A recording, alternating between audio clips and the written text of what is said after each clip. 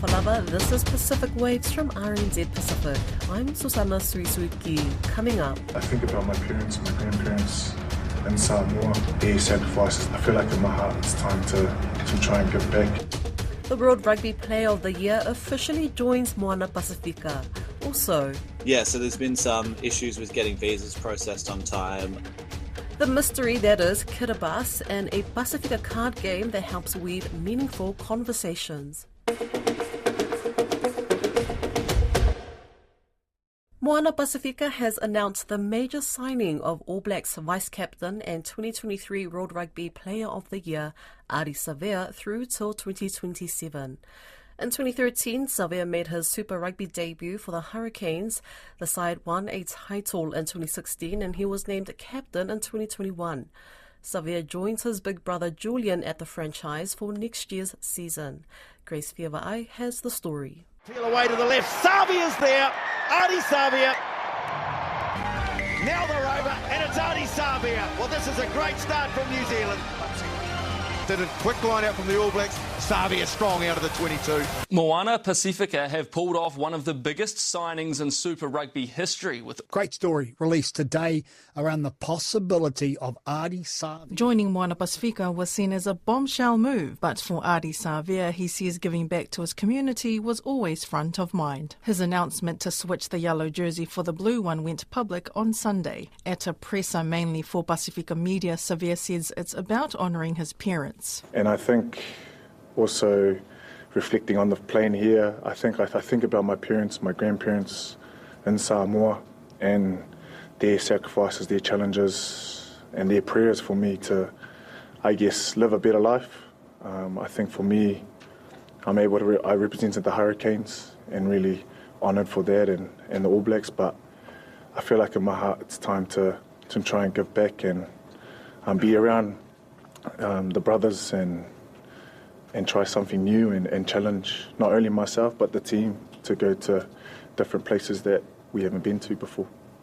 Moana Pasifika chair La'auli Sāvai Sir Michael Jones says it was a crucial Pasifika media and youth had the opportunity to speak with Savea first. It was expressly Ardie's wish that we hold this space and time for our Pasifika media only. It speaks to who he is and who we are. And we also want to welcome some of the media and journalism students from Tamaki College and also from Otahuhu College. Welcome. Savea believes joining the team will help him strengthen his cultural identity. Me and Jules grew up in New Zealand, so we're still on our journey of learning our Samoa side fully. But I feel like this is another part where I can learn and grow in that area too. So the switch has left fans divided, but he is confident. I've got great people around me who can humble me when I do get out of touch of who I am. But also I have people around me that celebrate me and my achievements. Usually it's uncommon in our cultures. Coach Whaalongotana Umanga says Savea's addition is a booster. Having someone of the calibre of Ardie coming to us, as everyone said, it's a game changer. Despite the challenges, La'auli says Moana Pasifika is by Pasifika for Pasifika and is confident that the franchise will move upwards. What we do every Saturday, every Friday or Sunday out there next year is about lifting our people. And I know that's why ultimately Ardie's here, because it's all about the people. It's about the people, and it's about the people. So how cool is that, eh? Kiribati is just a few weeks away from its national elections, while right at the moment the country is engrossed in its 35th independence holiday celebrations. Kiribati has experienced a turbulent last 4 years with its government choosing to switch diplomatic allegiance to China over Taiwan, pulling out of and then returning to the Pacific Islands Forum, and starting a spat with the judiciary, which included removing all the expatriate judges working in the country. There hasn't been a lot of clarity provided for these moves by the Kiribati government.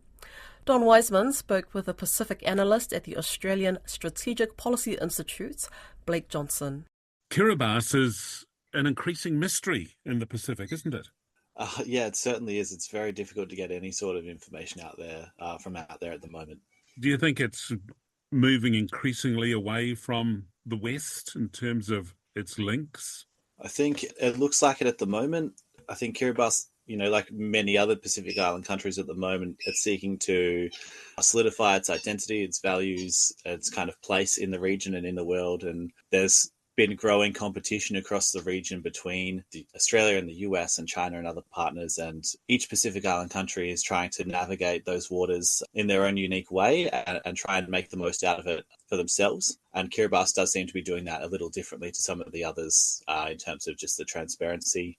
We've seen Chinese police appear in Kiribati. We haven't seen any public recognition of any agreements that have been signed. And it does seem like Australia is increasingly finding it difficult to pursue our own agreements, to have trainers in there and all sorts of things. Australia has been working on its planned agreement, or I presume both countries were, for some time. This agreement was covering what?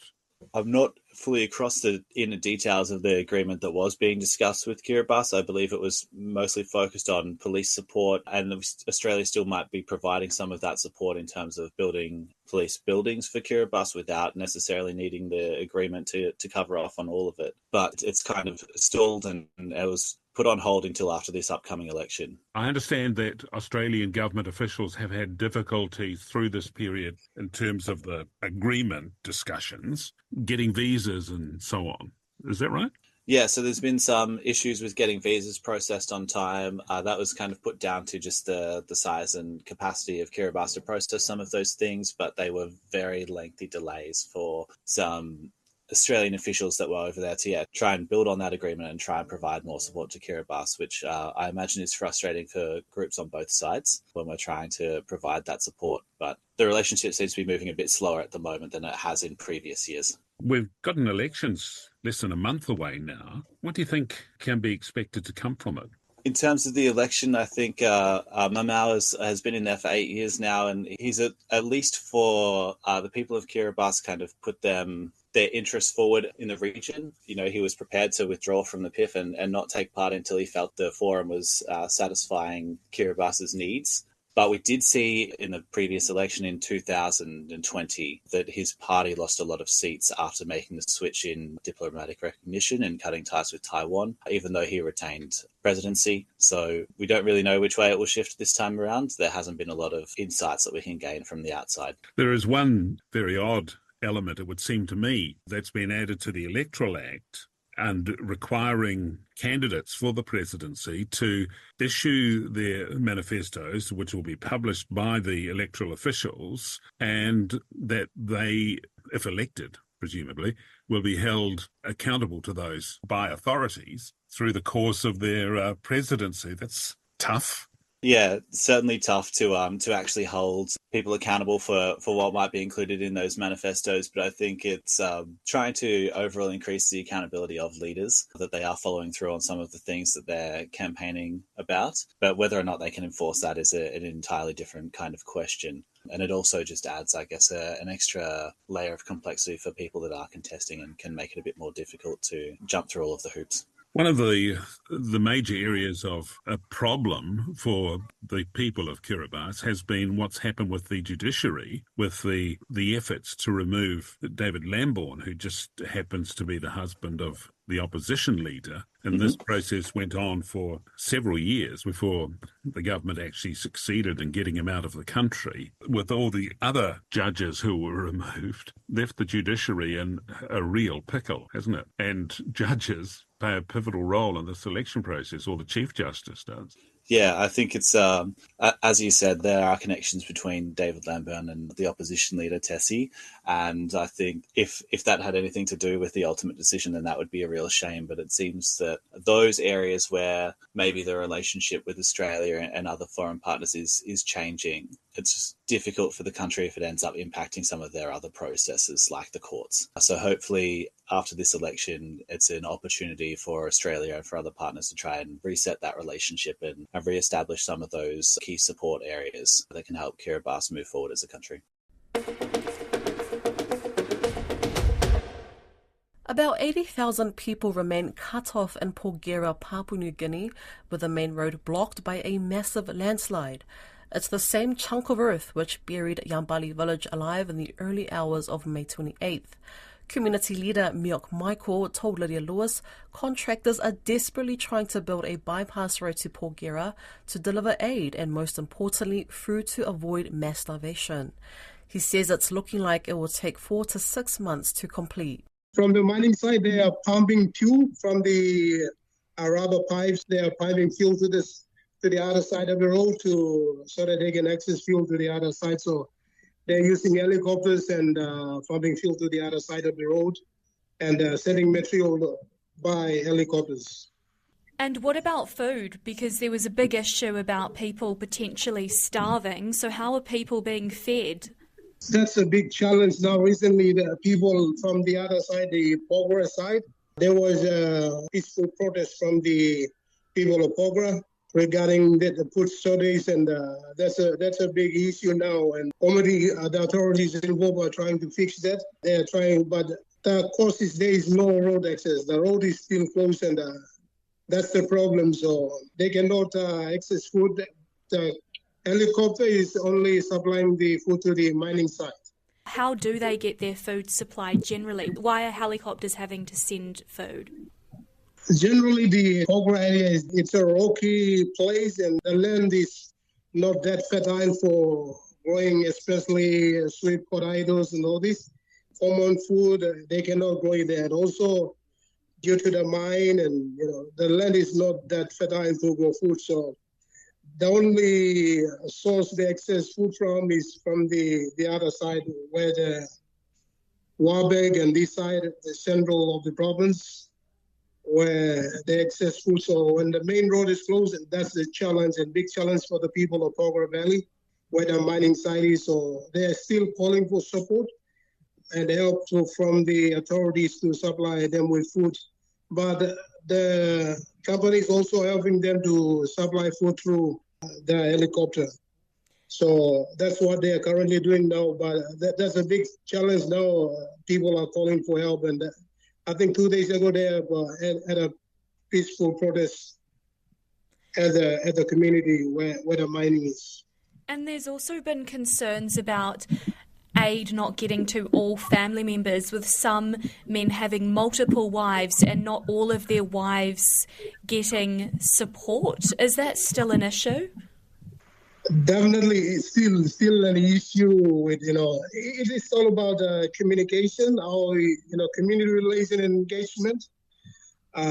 You're talking with appropriate people on the ground to understand things, how the aids are being channeled through, and there's been also a miscommunication, and that's people are also facing challenges on the ground as well, the affected people.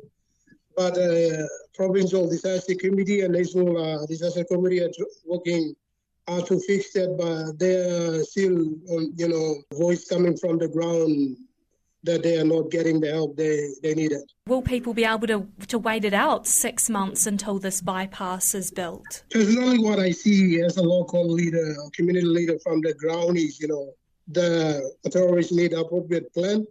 They need a clear communication, channel of communication between the local people and the authorities, so that there is clear understanding between the parties involved and affected people. How much are people suffering at the moment without a plan? There's not been any temporary relocation for the affected people. So people are just living out on the landslide area where the provincial government and the national government has declared the landslide zone as a burial zone. And people are just living around there, and there's been no temporary relocation plan for them, or the relocation area where the affected people can live. So people are essentially living on the graves of their loved ones? Yes, definitely. That's what they're doing. They're calling, they're crying, and that's what they're doing. But what authorities need is there to give appropriate relocation site for them to settle themselves first before they go on with the next step to the program of recovery and all this. A Pasifika card game that is helping weave meaningful conversations is now available in one of New Zealand's major retail stores, Whitcoulls. Founded by Samoan entrepreneur Therese Laulu and her team, Lalanga is a card game that uses Pasifika wisdom to nurture deeper connections between people. Its recent milestone with Whitcoulls makes it a significant achievement, having only been on the market for less than a year. I caught up with Therese to discuss Lalanga. How does it feel to have something that you've created stocked in one of New Zealand's major retail stores? Honestly, it feels so surreal. Like, I still can't believe it because it's been a goal of my team and I for a really, really long time. And so, like, it just feels really surreal that it's finally happened. But filled with so much, like, gratitude for sure. Just really, really grateful. Yeah. How long did it take you to have Lalanga stocked at Whitcoulls? Did you intend for it to become available in retail stores right from its very beginnings? Yeah, right from the very beginning of like launching, that was definitely a part of like our business plan, was to get it into major retailers like Whitcoulls, and and that was something that we had been planning for since September last year. So before that, we had like a business plan for a couple of months before September that this is where we wanted to go. So everything, like all our steps after September, after launching and trying to build the brand, that was all kind of leading up to us trying to get into major retailers. Yeah. So it's been a while. Definitely been a while, yeah. We know your work as a producer, but here at RNZ, particularly RNZ Pacific, we haven't been able to shed much light on Lalanga. So how did you come up with the idea of weaving meaningful conversations through a card game? Yeah, that's such a great question. I think I guess like you said, with the work that I've done in film, like producing and stuff, I kind of see it all as interconnected. You know, they're just like weaving stories, but using different mediums, right? So like in Lalanga, we're like weaving stories between people and we're getting to understand them and their worlds, and we get to enter their worlds for a brief moment in time and get to understand where they're coming from and new perspectives and views. And yeah, I see that like similar to the work that I do with in film and storytelling, of being able to allow people to see worlds through different people's lenses for a moment of time. Yeah.